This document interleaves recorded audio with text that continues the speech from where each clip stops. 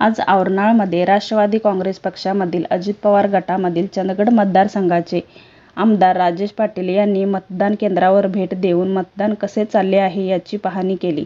यावेळी औरनाळचे भाजपचे विद्यमान सरपंच संदीप पाटील तसेच राष्ट्रवादी काँग्रेस पक्षाचे नेते राजेश पाटील, अभिजित पाटील, कंत्राटदार तानाजी भोसले, बचत गटाच्या अध्यक्षा ललिता भोसले, अप्पू चौगुले व महायुतीचे सर्व कार्यकर्ते व औरनाळमधील नागरिक उपस्थित होते.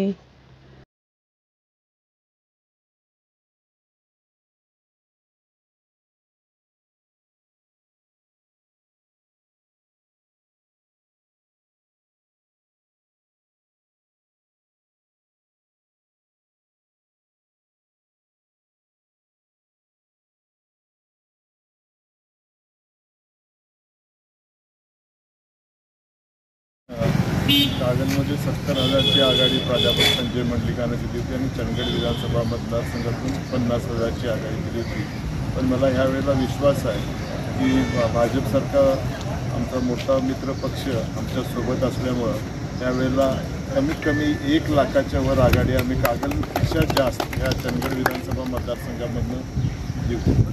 दुसरा एक प्रश्न म्हणजे परवा दिवशी 2 मे रोजी आमदार अमोल मिटकरींचं जे वक्तव्य झालं त्या वक्तव्यामध्ये त्यांनी म्हटले होते की पहिला मान हा गाजीला आणि विकासाचं मत हे मोदीला, हे गडिंग्लज आणि चंदगडमध्ये आणि कोल्हापूर जिल्ह्यामध्ये शक्य होणार.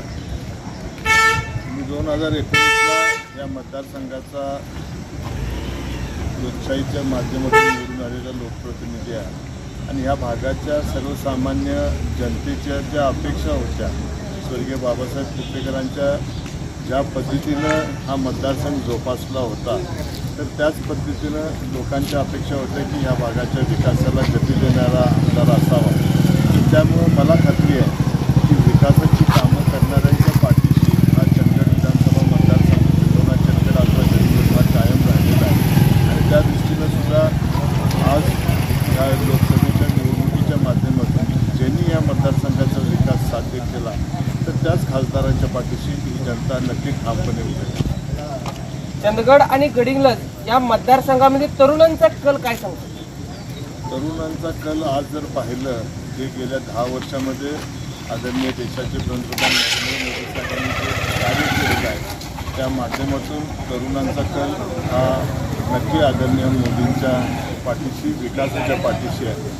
महाराष्ट्रामध्ये आदरणीय एकनाथरावजी शिंदे, आदरणीय देवेंद्र फडणवीस आणि आमचे नेते आदरणीय अजितदादा पवार यांची काम करण्याची जी पद्धत आहे त्याला प्रेरित होऊन आज ह्या मतदारसंघातली राष्ट्रवादी काँग्रेसवरती निष्ठा आणि श्रद्धा ठेवणारी सर्व तरुण मंडळी, अजितदादांना जी मानणारी आहे, त्यांच्या कामाच्यावरती प्रभावित असणारी सर्व मंडळी आज नक्की या दृष्टिकोनातून आमच्या पाठीशी ठामपणे उभे राहतील आणि यावेळेला आम्ही महायुतीने जो दिलेला उमेदवार आहे त्याला नक्की निवडून आणण्यामध्ये सहयोग देऊ. थँक्यू, धन्यवाद आमदार साहेब. अलर्ट इंडिया क्राईम न्यूजसाठी कॅमेरामॅन अरुण कोचरी, पत्रकार सावंत सूर्यवंशी.